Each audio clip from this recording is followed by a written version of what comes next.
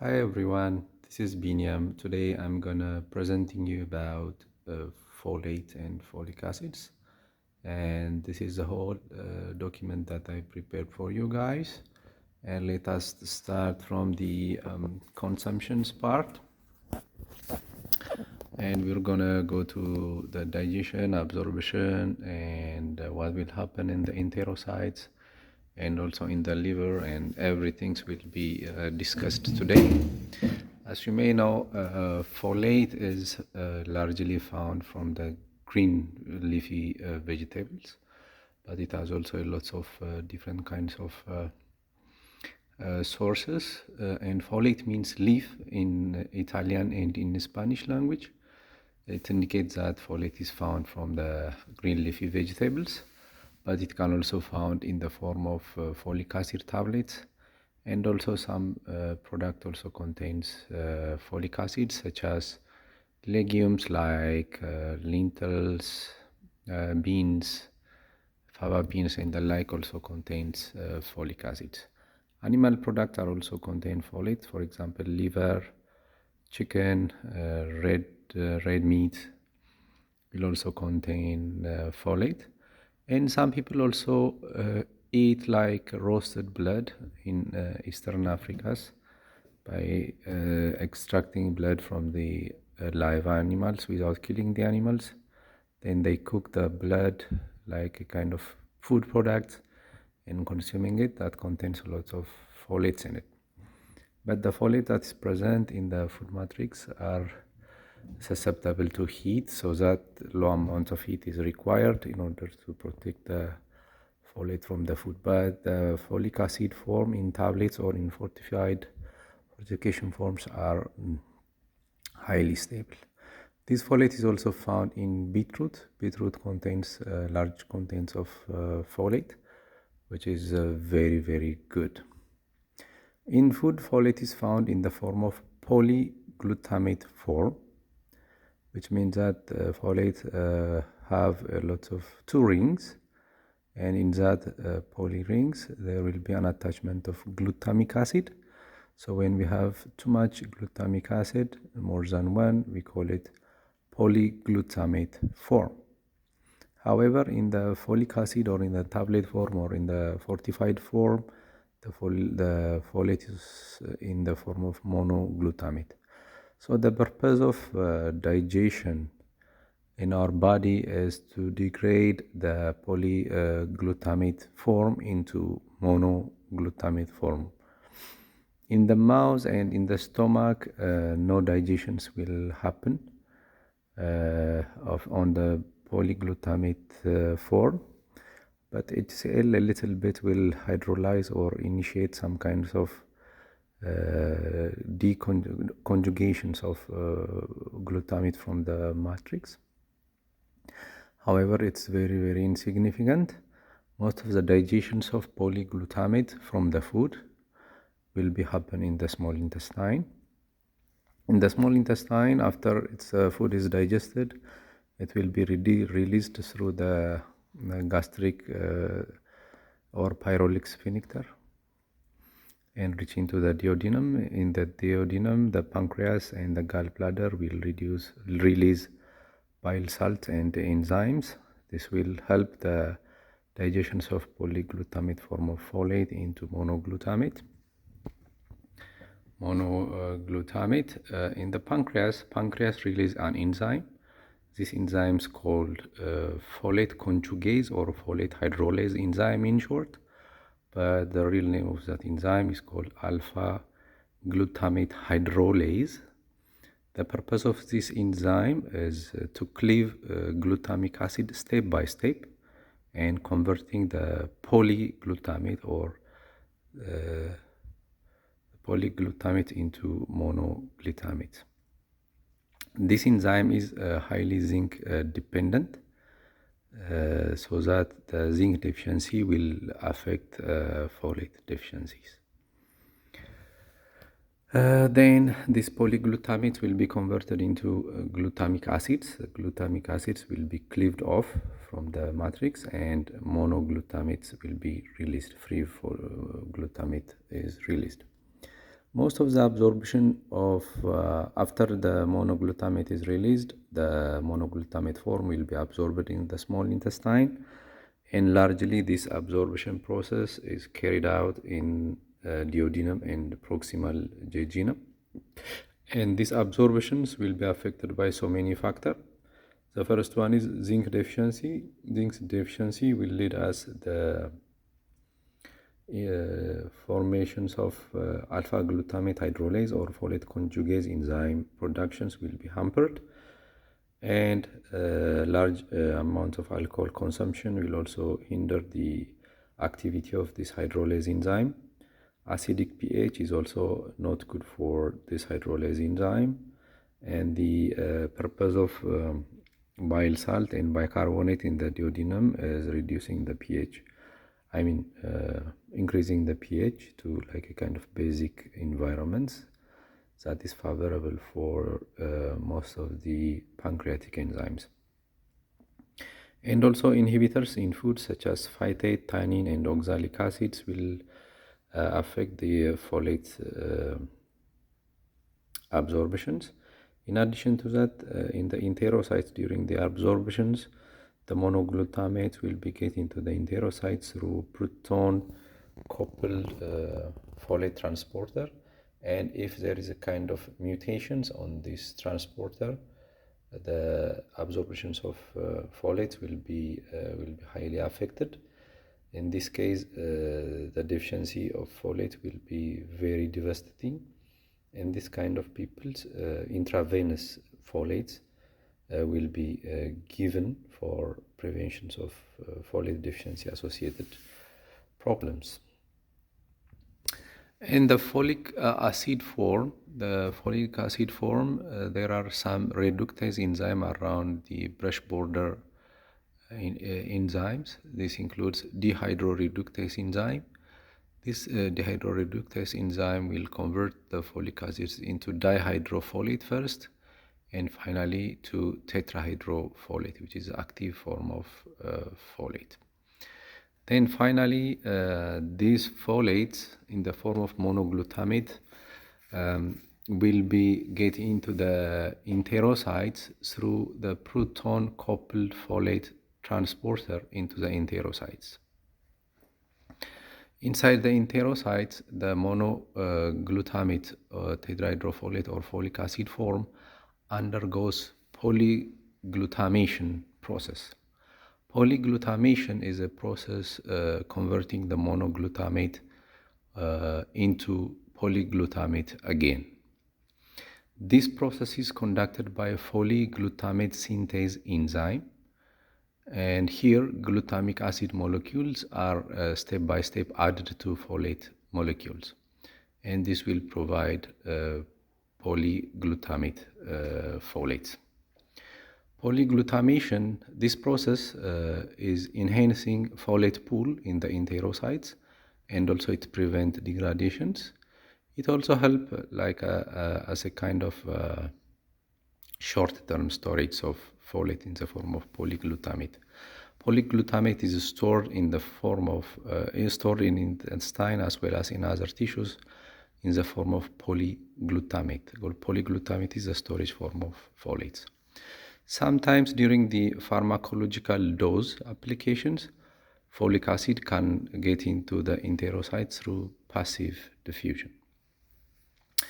Then after the polyglutamate again will be hydrolyzed into monoglutamate by the enzyme called folate hydrolase or folate conjugase enzyme or alpha glutamate hydrolase enzyme, converting into monoglutamate. This process is done in order to let the folate out of the enterocytes through the basolateral membrane. In order to transport out of the monoglutamate form into the blood circulation, we need MDRP1, which means multi-drug resistance protein 1 transporter. This transporter helps the monoglutamate form to go out and through the small capillaries that is found in the basolateral membranes. Then the monoglutamate will be bounded by two-thirds of the folate will be bounded to proteins, mostly albumin and also alpha 2 macroglobulins and also some other folate-related proteins.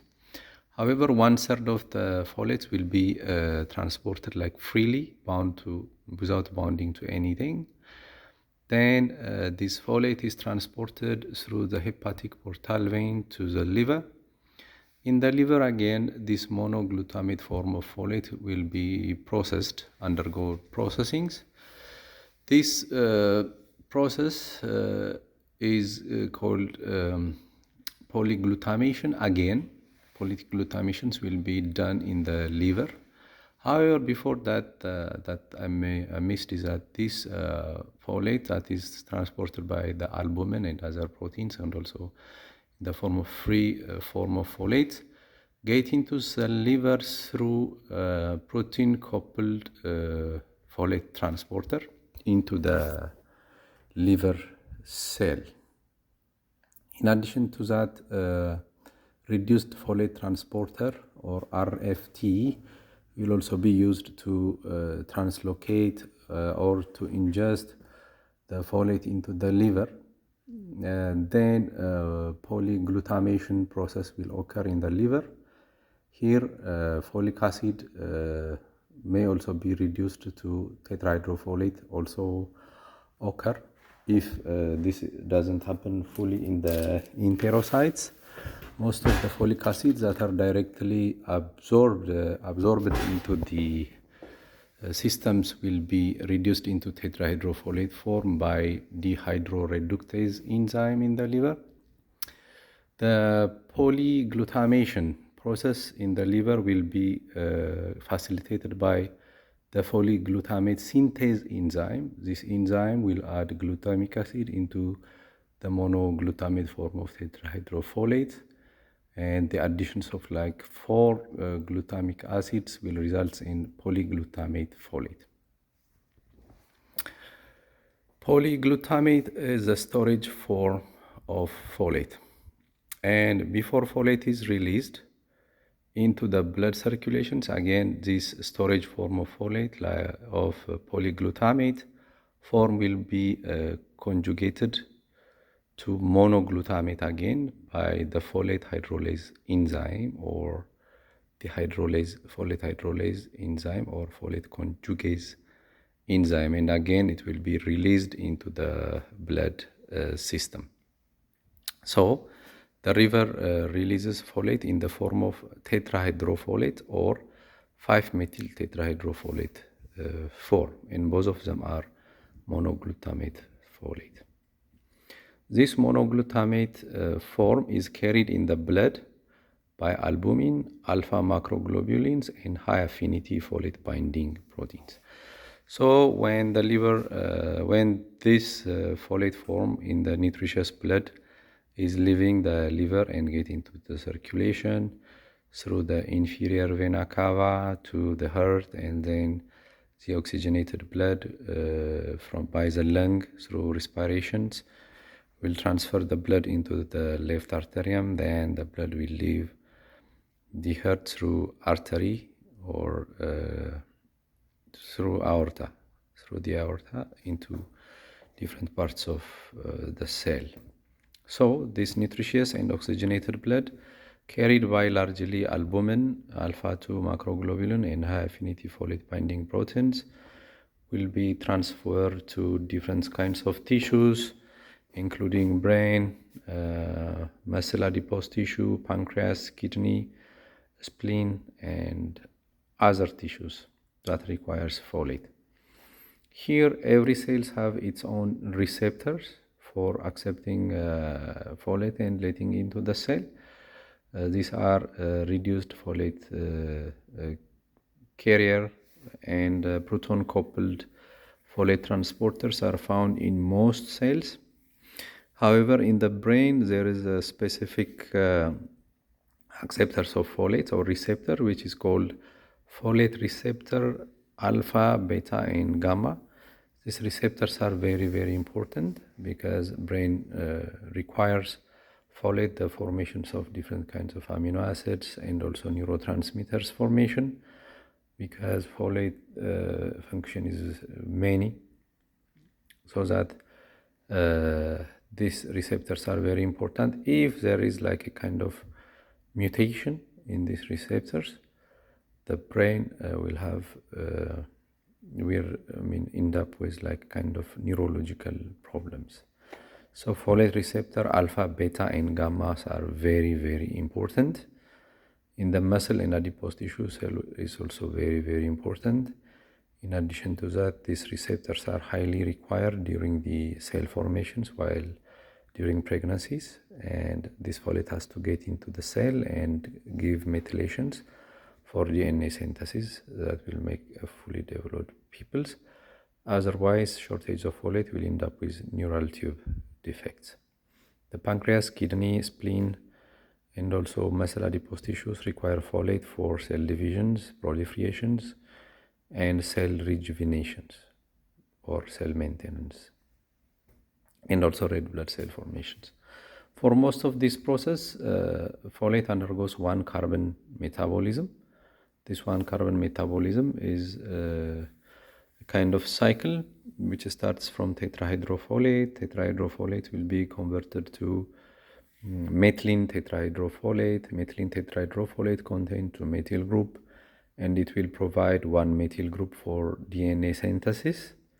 DNA methylation is very important, especially for the pyridine and thiamine group, which is the building blocks of DNA. These things requires methylations in order to fully process DNA synthesis. Then this methylene tetrahydrofolate will be irreversibly converted into 5-methyl tetrahydrofolate, and this tetrahydrofolate will provide one methyl group to the homocysteine metabolism to methionine. Here vitamin B12 is highly required because vitamin B12 is used as a cofactor for the enzyme called methionine synthase enzyme, and also the B12 is required in order to convert methyl tetrahydrofolate into tetrahydrofolate, so the cycle will continue. And because of this, folates have different kinds of function. This function includes DNA synthesis and cell division. This is important. Without DNA synthesis and cell divisions, there will be no maintenance of health. Folate also involved in red blood cell production, especially at the beginning of the red blood cell production. Because of this, in order to understand like a kind of long-term folate intake or long-term folate status, we're going to measure red blood cell folate status. A new red blood cell do not contain, if there is the new red blood cell will show us the current status, not the long-term status. So that red blood cell folate concentration is usually used to assess a long-term folate status. This folate will also be used for homocysteine metabolism. Homocysteine metabolism means the conversions of homocysteines into methionine. It requires methylation, and this methylation is coming from methyl tetrahydrofolate in one carbon metabolism. It's also required for neurological function. As I said earlier, the brain requires folate in order to synthesize many things, including neurotransmitters. Neurotransmitter synthesis, protein synthesis, and DNA synthesis requires folate, so neurological function requires folate. The fifth one is methylation reactions. There are lots of methylation reactions in the body that are required for protein synthesis, amino acid synthesis, and also different neurotransmitter synthesis. Many things requires methylation.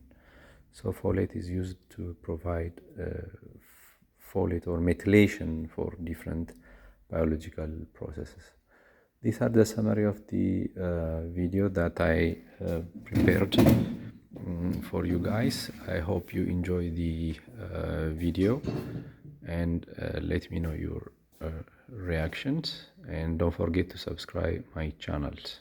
Thank you.